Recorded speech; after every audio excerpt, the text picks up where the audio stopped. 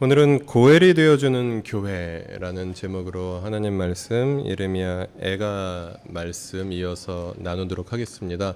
고엘이 뭔지 처음 들어보신 분들도 있을 것 같아서 더 새롭게 다가오실 수 있을 것 같습니다.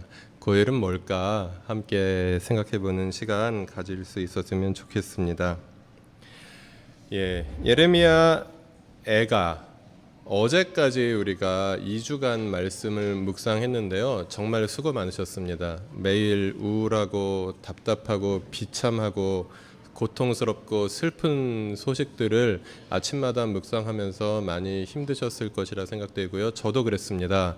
그리고 그 가운데 이 나라의 이 땅의 소식들도 썩 그저 좋고 괜찮고 희망적인 소식들만 들려오는 것이 아니라 많은 이 땅의 아픔들을 또 기억하게 하는 그런 소식들이 들려왔기 때문에 더 우리는 힘들었을 것입니다. 그리고 어제 저녁에는 또 가정교회 나눔 시간에 우리가 잊고 지내거나 아직도 우리를 괴롭히고 있는 상처들을 또 함께 나누면서 또 그 고통과 눈물들을 함께 했던 가정교회들도 있었을 것입니다.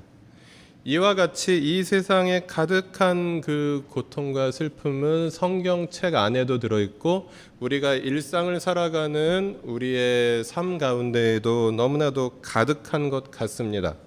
그래서 어떤 분들은 이렇게 안 좋은 일들이 너무 많이 일어나기 때문에 주님 오실 그날이 다가온다, 주님 오실 날이 가까웠다라고 말씀은 하시지만, 그러나 그렇다고 해서 당장 내일이라도 주님께서 오셔서 이 어지러운 세상, 이 죄악된 세상을 좀 뒤집어 엎어주셨으면 좋겠다 하는 마음, 심판하여 주셨다 하는 마음이 있기도 하지만, 그러나 어제 같은 오늘 그리고 오늘 같은 내일 계속해서 세상에는 고통이 가득하고 그 고통스러워하는 나 자신과 우리의 이웃들의 모습들을 바라보면서 왜 이렇게 주님은 더디 오시는가 하는 답답함, 그것도 역시 우리들에게는 있습니다. 그런 가운데 과연 우리는 희망을 발견할 수 있을까 하는 점을 질문을 던지고 싶고요. 예레미야 애가의 저자인 시인이 만약에 우리와 똑같은 그런 고통스러운 상황 속에서 희망을 발견할 수 있었다면 우리도 그 말씀을 통해서 우리에게 희망으로 다가오시는 하나님의 모습을 조금이나마 바라볼 수 있었으면 좋겠다 하는 기대와 소망도 가져봅니다.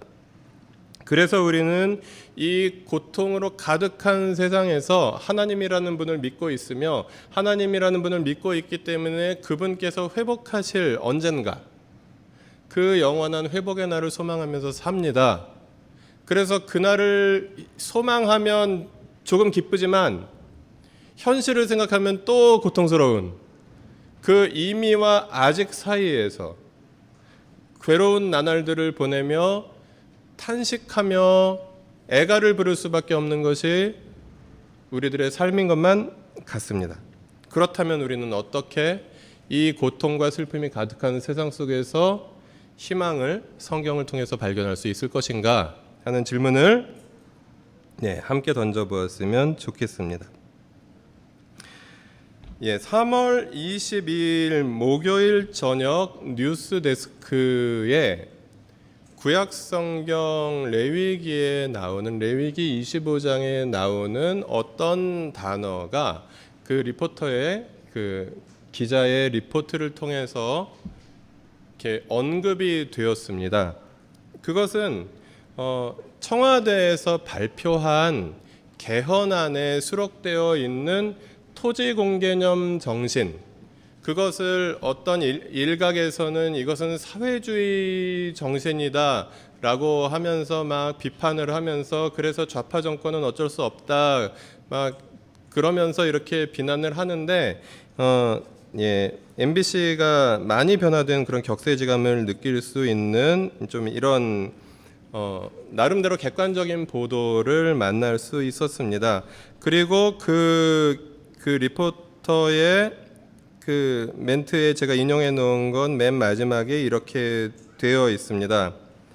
그 토지 공개념의 시작은 유구합니다. 구약 성서를 보면 유대인들은 희년 50년에 한 번씩 땅 부자들이 소유권을 내놓고 다시 고루 나누어 가지게 하였습니다라고 해서 이 토지 공개념의 정신이 이 일각에서 말하는 그런 그 사회주의자들이나 좌파들의 전유물이 아니라 성경에서 나온 것이다라는 것을 이제 분명히 말해주고 있는데, 그것은 목사인 저의 입장에서도 틀리지 않았고, 그래서 기독교인들이야말로 이 토지 공개념의 정신을 옹호하고 지지하고 찬성할 수 있어야 하겠다는 생각도 가져보는데, 오늘은 그게 중요한 것이 아니라 이 희년이라는 제도는 참 아름다웠다라는 것이죠. 한 2월인가요, 3월인가요? 우리가 함께 사도행전 4장 말씀을 나누면서 초대교회는 희년의 정신이 실현된 공동체가 여기 있다라는 것을 사도행전 4장은 보여주고 있다라고 말씀을 나눈 적이 있었는데요. 희년은 글자 그대로 살다 보면 가난해져서, 왜냐하면 깨어진 세상을 살고 있기 때문에 흉년이 들거나 그렇게 했을 때 모든 사람들이 똑같이 가난해지는 것이 아니라 어떤 사람은 가난해지기도 하고 어떤 사람은 특별히 가난해지기도 한다라는 것입니다. 그렇게 해서 가난해진 사람들이 그 먹을 것을 해결하기 위해서, 생존을 위해서 자기의 땅을 어쩔 수 없이 팔았거나 아니면 자기의 몸을 어쩔 수 없이 팔아서 남의 집에 노예로 들어가거나, 이제 그렇게 되었을 경우에 50년에 한 번씩은 처음부터 다시 시작해야 한다.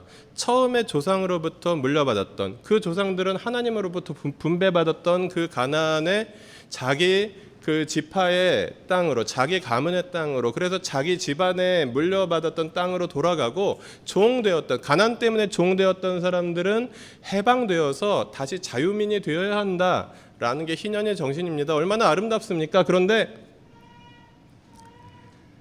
함정이 있죠.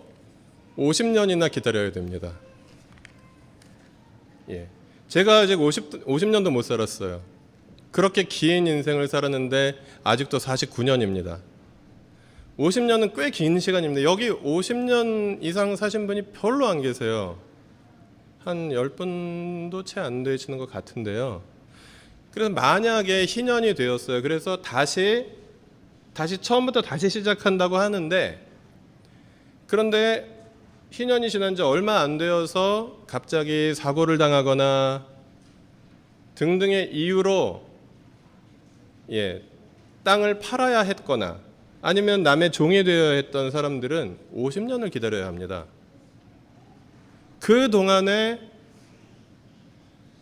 50년이 되기 전에 계속해서 그때까지 50년 동안 내가 살아있을지, 언제 50년이 되어서 그 땅을 돌려받을 수 있을지 아무도 장담을 못한다라는 것입니다.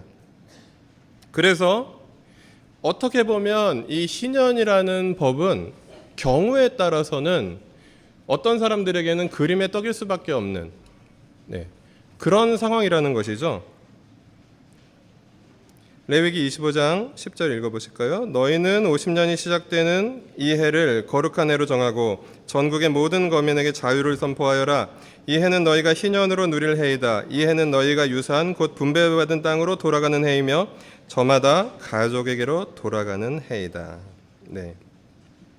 이 아름다운 법이 있었지만 그 법에는 긴 기다림이 필요했다. 50년은 참 긴 시간이었다라는 것이죠. 그런데 그렇게 긴 기다림만 필요로 했던 것이 아니라 그 희년의 긴 기다림을 앞당겨서 일상화할 수 있는 제도가 있었다라는 것입니다. 그것이 고엘이라는 제도였습니다. 레위기 25장 25절 같이 읽어보실까요? 내 친척 가운데 누군가 가난하여 그가 가진 유산으로 받은 땅의 얼마를 팔면 가까운 친척이 그 판 것을 물을 수 있게 하여야 한다. 땅은 하나님의 것이기 때문에 절대로 팔 수 없습니다. 그런데 어쩔 수 없이 팔면 그것을 50년이 지나면 돌려받을 수 있습니다. 그런데 50년은 너무 깁니다. 이 모순을 어떻게 해결할 것인가? 바로 그 어쩔 수 없이 땅을 팔 수밖에 없었던 사람의 친족이 대신 값을 치르고 다시 그 땅을 사서 그 사람에게 돌려줄 수 있으면 그 문제는 해결된다라는 것입니다. 50년을 기다리지 않아도 하나님의 말씀을 잘 따르는 약간 넉넉한 친족이 있다면 그 사람은 자기의 그 가난의 상태, 땅을 다 팔아버리고 그리고 재산을 다 써버린 상태, 아니면 노예로 팔려간 상태로부터 자유를 얻을 수 있다라는 것입니다. 그래서 구약 성경의 희년은 우리가 언젠가 완성될 하나님 나라를 기다리는, 주님이 다시 오시는 그 긴 기다림을 기다리는 것을 상징하는 그런 중요한 주제이기도 합니다. 그런데 그 긴 기다림만 있다면 우리의 일상은 얼마나 계속되는 고통 속에서 힘들까요? 그런데 오늘날도 언젠가 이루어질 저 멀리 있는 하나님 나라의 완성만 기다리면서 우리가 사는 것이 아니라 이미 시작된 하나님 나라, 이미 하나님께서 우리에게 선물하신 그 하나님 나라의 기쁨, 정의, 평화, 이것을 일상 속에서 누릴 수 있도록 해주시는 지금 우리가 받은 구원, 지금 우리가 누리고 있는 이 하나님 나라 백성의 기쁨, 이것을 상징적으로 보여주는 주제가 바로 고엘이다라는 것이죠. 그래서 지금 누리고 있는 구원의 감격인 고엘의 정신과 영원히 완성될 그 구원의 소망으로서의 희년의 정신이 함께 있는 것이 우리 그리스도인들의 삶이다라는 것을 레위기 25장은 잘 보여주고 있습니다. 그리고 오늘은 고난주일이고 이번 주는 고난주간의 시작입니다. 그래서 많은 그리스도인들이 적어도 1년 365일 중에 1년 52주 가운데 이 한 주간만은 엄숙하고 경건하게 지키려고 노력합니다. 어떤 분들은 고기를 먹지 않고, 어떤 분들은 금식을 하고, 어떤 분들은 TV를 안 보고 등등의 여러 가지로 주님의 고난을 기억하면서 그것을 기념하고, 그리고 많은 분들이 그 주님의 고난을 있을 수밖에 없게 한 나의 죄악을 슬퍼하면서 그렇게 보내는 기간이기도 합니다. 그런데 이 그리스도의 십자가야말로 우리의 고엘이 되어주신 하나님의 사랑을 경험할 수 있는 바로 그것을 보여주는 중요한 주제이고요. 그래서 우리가 이제 오늘부터 시작되는 이 고난주간 동안 계속해서 묵상해야 할 그리스도의 십자가와 고난은 우리의 고엘이 되어주셔서 우리를 자유케 해주신, 우리의 죄값을 대신 치러주시고 죽으신 예수님의 사랑, 그것을 묵상할 수 있는 귀한 은혜의 시간들이다 라는 말씀을 드리고 싶습니다. 그래서 고엘이라는 개념은 단지 땅을 팔아버릴 수밖에 없었던 이웃, 그리고 그 종이 되어버릴 수밖에 없었던 그 친족을 도와주는 어떤 경제적인 개념뿐만이 아니라 구약 성경의 많은 곳에서 하나님께서 친히 이스라엘 백성들의 고엘이 되어주셨다라고 성경은 이곳저곳에서 이야기합니다. 그 고엘의 번역이 대체로 구하다, 건지다, 구속하다, 속량하다 등으로 번역이 되거든요. 출애굽기 6장 6절 같이 읽어보실까요? 대표적인 본문인데요. 그러므로 너는 이스라엘 자손에게 말하여라. 나는 주다. 나는 이집트 사람들이 너희를 강제로 부리지 못하게 거기에서 너희를 이끌어내고 그 종살이에서 너희를 건지고 나의 팔을 펴서 큰 심판을 내리면서 너희를 구하여 내겠다. 여기에 건지고라는 표현과 너희를 구하여 내겠다라는 표현, 이것이 고엘의 그 정신을 그 이스라엘 전체 공동체가 하나님을 향하여 가지고 있었던 그 고백입니다. 하나님께서는 우리의 고엘입니다. 하나님께서는 이집트에서 종살이하던 우리를 자유케 하여 주셨습니다라는 고백이 구약 성경에 특히 모세오경이 말하는 그런 그 하나님의 그 출애굽의 정신인데요. 오늘 본문으로 함께 읽어보고 싶은 이 예레미야 애가 3장 58절은 바로 그 고엘이라는 단어를 사용해서 하나님이 나의 희망입니다라고 예레미야 애가의 저자인 시인은 고백하고 있다는 것이죠. 예레미야 애가 3장 58절 같이 읽어보겠습니다. 주님께서 내 원한을 풀어주시고 내 목숨을 건져주셨습니다. 그래서 예레미야 애가의 그 시인은 이스라엘이라는 그 고대 이스라엘 왕국, 하나님의 나라였던 고대 이스라엘 왕국이 멸망한 뒤에 그 고통의 참상을 토로하고 간절히 주님께 기도하면서 이와 같은 희망으로 주님께 기도하고 있다라는 것이죠. 우리를 이집트로부터 구원하여 주신, 이집트의 종살이로부터 건져주시고 자유케 해주신 이스라엘의 하나님, 이스라엘의 고엘이 되어주셨던 하나님, 그분께서 바로 내 목숨의 고엘이 되어주셨습니다 라고 예레미야 애가의 저자는 그렇게 고백하고 있는 것입니다. 이 정신은 우리 신약성경에도 계속해서 이어집니다. 바로 십자가의 피로 값을 치루어서 인류의 고엘이 되신 예수 그리스도의 정신을 잘 보여주고 있는데요.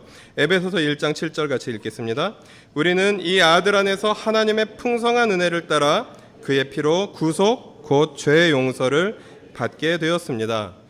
지난 주간에 어떤 유명한 분이 구속되는 사건이 있었습니다. 그 구속과 조금 다른 그 단어이고요. 이 구속이 바로 그 구약의 고엘이 신약으로 그 이제 가져와서 번역되어서 사용된 그 개념을 담고 있다. 그래서 구속, 대속, 속량 많이 들어들 보셨지요? 예수 그리스도의 십자가의 피로 우리는 구속받고 우리의 죄를 대속해 주신 하나님의 은혜를 누리고 있다. 그래서 우리는 속량받은 사람들이다라는 말은 바로 그것입니다. 땅을 잃어버린 사람들에게 땅값을 치르고 그 땅을 돌려주듯이 종살이를 해야 해서 그 신체의 자유를 잃어버린 사람들에게 몸값을 치르고 그 사람을 자유인으로 만들어 주었듯이 죄로 인해서 죽을 수밖에 없는 사람들의 생명의 값을 치러주시고 그래서 그 죄인들에게 생명을 허락하셨다라는 것이죠. 그래서 예수 그리스도께서는 십자가에 달려 돌아가셔야 했다라는 것입니다. 하나님께서는 친히 고엘이 되어 주셔서 온 인류를 위한 고엘이 되어 주셔서 예수 그리스도의 십자가의 피를 통해서 모든 인류를 그 죽을 수밖에 없는 죄악으로부터 건져 주셨다. 구속하여 주셨다. 대속하여 주셨다. 속량하여 주셨다라는 고백이 신약 성경에 그 이어지고 있는 고엘의 정신입니다. 그래서 우리는 물론 우리의 죄를 미워하고 슬퍼하면서 고통스러워하면서 이 고난 주간을 물론 보내야 하지만 그 우리의 고엘이 되어 주신 하나님의 사랑, 예수 그리스도를 보내셔서 십자가에서 피 흘리게 하신 하나님의 사랑을 기쁘게 감사함으로 묵상하면서 이 고난 주간을 함께 보낼 수 있어야 하겠습니다. 그리고 우리를 구원해 주신, 우리를 위해서 고엘이 되어 주신 하나님께서는 이제 생명을 얻은 우리들에게 하나님께서 우리를 생명의 값을 치러 주셨듯이 서로의 고엘이 되어 주어라. 그리고 더 나아가서는 세상의 모든 이웃들의 고엘이 되어 주어라라고 말씀하십니다. 구약 성경을 우리가 읽어보다 보면 친족이 얼마나 중요한 것인가를 새삼 생각해 보지 않을 수가 없습니다. 레위기 25장 말씀 같이 읽어보실까요? 그것을 물을 친척이 없으면 형편이 좋아져서 판 것을 되돌려 살 힘이 생길 때까지 기다려야 한다. 그러나 그가 그 땅을 되돌려 살 힘이 없을 때에는 그 땅은 산 사람이 희년이 될 때까지 소유한다. 희년이 되면 땅은 본래의 임자에게 되돌아간다. 땅을 판 사람은 그때에 가서야 유산 곧 분배받은 그 땅을 다시 차지할 수 있다. 친족이 있는 사람과 친족이 없는 사람은 이렇게 달랐습니다. 친족이 있는 사람은 50년을 기다릴 필요가 없이 친족의 도움을 받아서 자유인이 될 수 있었습니다. 땅을 되찾을 수 있었습니다. 그런데 친족이 없는 사람들은 어쩔 수 없이 50년을 기다려야만 했다라는 것이죠. 그래서 성경은 굉장히 공동체를 중요하게 생각합니다. 그리고 특별히 이 고대 사회에서 그 친족이라는 혈연 공동체, 그들은 그냥 각자 도생하는 사람들이 아니라 그냥 이렇게 알아서 잘 살면 되는 사람들이 아니라 내 친족을 책임져야 하는 사람들이었다라는 것이죠. 그래서 친족이 친족 노릇을 서로 제대로 해줄 수 있다면 가난을 걱정할 필요가 없었습니다. 흉년을 걱정할 필요가 없었습니다. 사업이 망하는 것이나 갑자기 실직하는 것이나 그런 그 경제적인 위기를 걱정할 필요가 없었습니다. 왜냐하면 친족의 도움을 받아서 그들은 회복할 수 있었기 때문입니다. 그것이 희년과 고엘의 정신인 것이죠. 그런데 주님께서는 이 시대의 친족이 누구냐 질문하십니다. 그리고 교회가 바로 이 시대의 친족이 되어야 한다 말씀하십니다. 마가복음 3장 말씀 같이 읽어보실까요? 예수께서 그들에게 대답하셨다. 누가 내 어머니며 형제들이냐? 그리고 주위에 둘러앉은 사람들을 둘러보시고 말씀하셨다. 보아라, 내 어머니와 내 형제 자매들이다. 누구든지 하나님의 뜻을 행하는 사람이 곧 내 형제요 자매요 어머니다. 이것이 구약의 공동체 사상이었던 친족 사상이 신약에서 하나님의 뜻을 행하는 모든 사람들이 예수 그리스도 안에서 형제요 자매들이다. 그래서 이 시대에는, 신약 시대에는 교회가 바로, 공동체가 바로 하나님의 뜻을 행하는 사람들이 바로 피가 한 방울 섞이지 않았다 해도 주님 안에서 형제요 자매요 친족이다 라고 하나님께서는 우리에게 말씀하십니다. 그러면 교회가 교회다울 때 일어나는 일들은 정말 놀랍지 않겠습니까? 구약시대에 친족다운 친족이 나에게 있다면 내가 갑자기 무슨 그 불행한 일을 당해서 모든 재산을 잃어버리고 종살이로 팔려가더라도 걱정할 필요가 없습니다. 친족이 나를 도와줄 것이기 때문입니다. 그래서 나에게 내가 그 고통을 이기고 회복할 수 있도록 힘을 줄 것이기 때문입니다. 그렇다면 오늘날 이 시대에 교회가 교회다울 수 있다면 어떤 일들이 일어날까요? 공동체에 속한 수많은 그리스도인들과 그리고 공동체의 울타리를 넘어서 공동체 주변에 있는 이 세상의 많은 이웃들이 이 고통과 슬픔이 가득한 세상 속에서 하나님의 사랑을 경험할 수 있고 희년을 경험할 수 있다는 것입니다. 교회가 교회다울 수 있다면 교회는 서로의 고엘이 되어주고 그리고 이웃의 고엘이 되어줄 것이기 때문입니다. 그래서 우리는 서로의 고엘이 되어주어라, 이웃의 고엘이 되어주어라 하시는 주님의 말씀에 순종할 수 있는, 그것을 준비하며 그것을 연습할 수 있는 공동체를 함께 꾸려가고 있는 것입니다.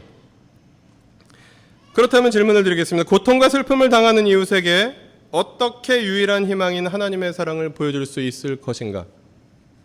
예레미야 애가의 핵심 주제는 그것이었습니다. 오직 하나님의 사랑만이 절망과 고통 속에 살고 있는 모든 사람들의 유일한 희망입니다라는 고백. 그것이 예레미야 애가 3장의 고백이었습니다. 그런데 이 세상의 고통과 슬픔을 경험하고 있는 모든 사람들에게 하나님의 사랑만이 유일한 희망이다라고 말하면 그들이 인정하겠습니까? 여러분은 인정하십니까? 어떻게 하면 우리는 그것을 인정할 수 있겠습니까? 어떻게 하면 우리는 이웃들에게 우리가 하나님의 사랑만이 이 세상의 온 인류의 유일한 희망입니다라고 이야기할 때 그들이 인정할 수 있도록 만들어줄 수 있겠습니까? 요한복음 13장 말씀 같이 읽겠습니다. 너희가 서로 사랑하면 모든 사람이 그것으로써 너희가 내 제자인 줄 알게 될 것이다. 요한 1서 말씀도 같이 읽겠습니다. 말과 혀로만 사랑하지 말고 행동과 진실함으로 사랑합시다.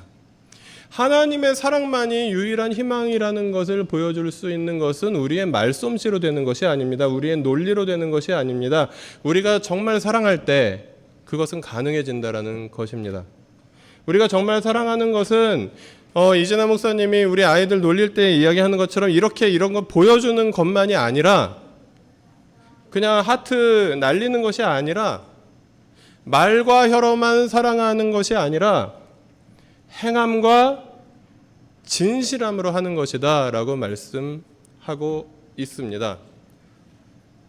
오늘날에는 굉장히 상대주의적이고 다원주의적인 생각들이 사람들의 마음을 지배하고 있기 때문에 몇몇 사람들이 착하게 산다고 해서 저 사람을 본받아야지 이렇게 사람들이 생각하지 않습니다.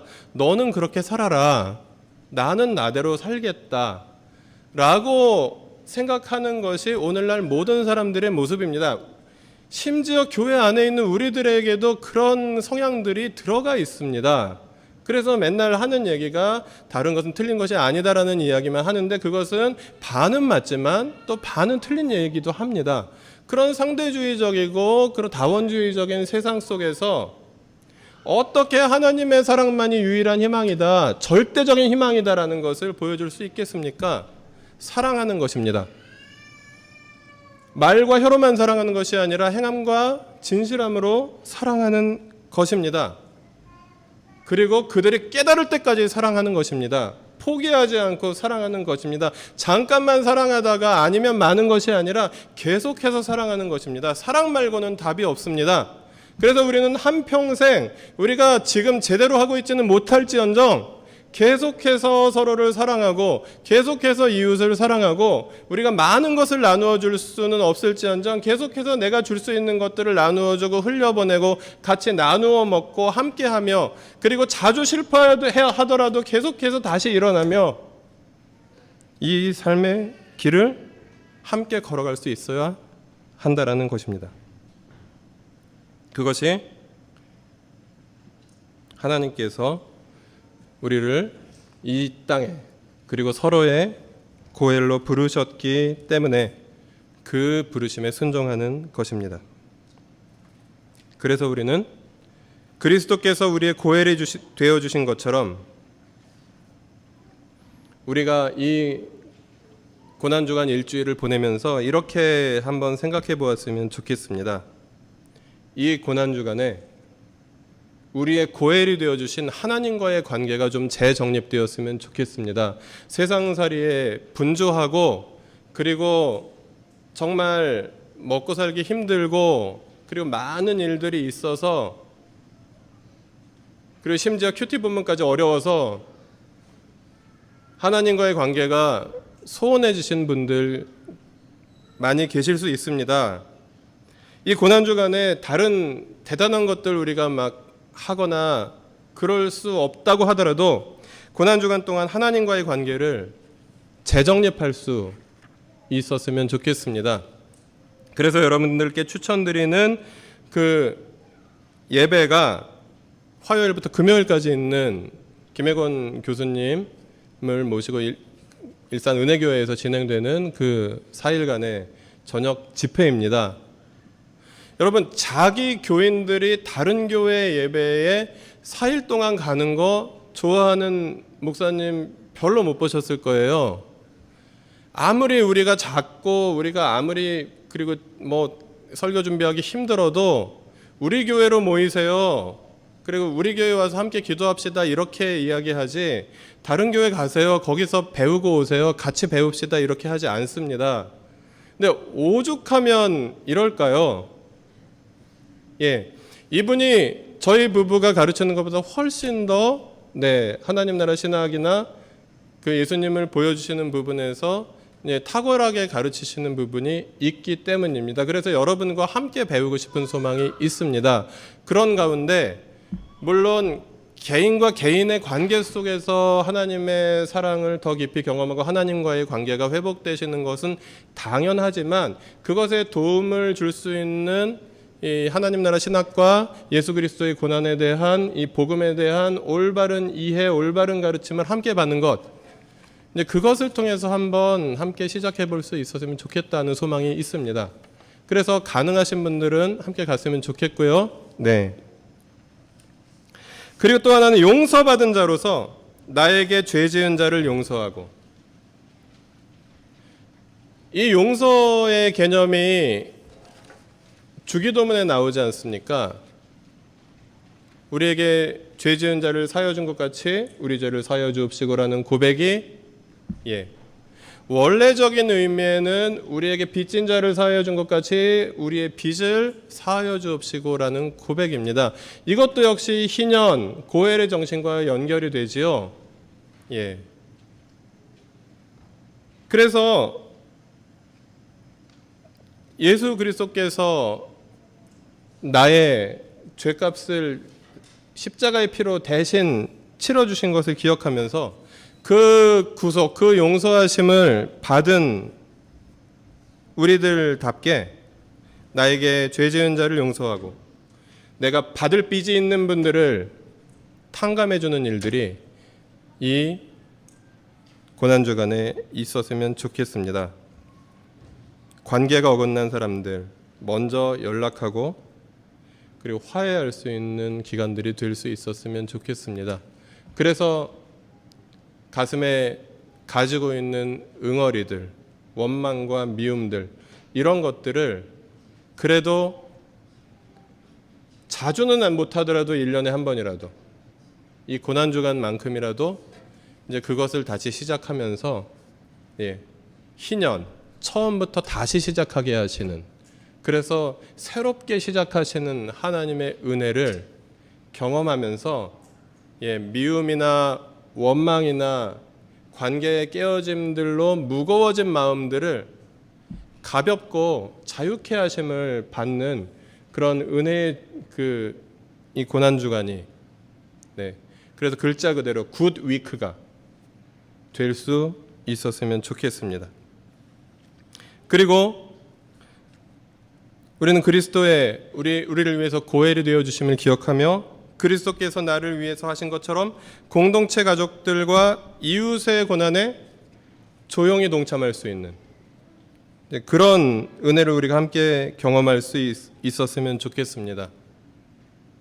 그래서 오늘은 저녁에 4.16 합창단 초청 주님과 이웃의 고난을 기억하는 음악회입니다.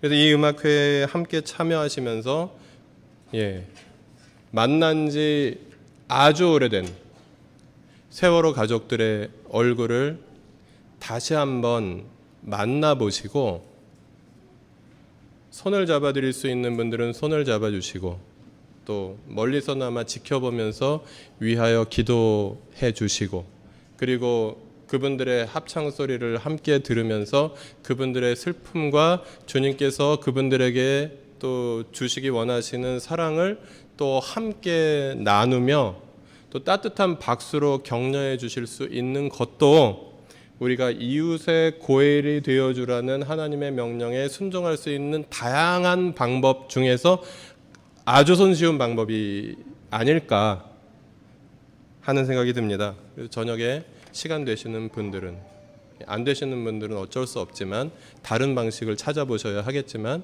되시는 분들은 또 함께 가서 우리가 이미 받은 하나님의 사랑을 함께 나눌 수 있었으면 좋겠습니다. 요한일서 3장 15절 말씀 같이 읽을까요? 그러므로 우리도 형제 자매를 위하여 목숨을 버리는 것이 마땅합니다. 예수께서 우리의 고엘이 되어 주시기 위해서 그렇게 해 주셨기 때문입니다. 그 큰 사랑을 우리는 이미 받았습니다. 그래서 우리는 자유케 되었습니다. 그래서 우리는 생명을 얻었습니다. 그렇다면 우리는 아직 어리고 연약하지만 연약하고 어린 우리가 할 수 있는 만큼의 사랑을 나누며 계속해서 그 사랑이 커져가는 것을 경험하며, 그래서 우리가 하루 이틀 사흘 살아가며 10년 20년 나이만 먹어가는 것이 아니라 예수를 믿었으면 계속해서 그 믿음만큼 우리에게 하나님께서 저마다 허락해 주시는 사랑이 계속해서 성장해가는 그런, 그래서 정말 하나님의 사랑을 받은 사람답게 그 사랑을 누리며 감사로 고백하며 나누며 살아가는 그리스도인들이 되어라라고 주님께서는 우리에게 말씀하십니다.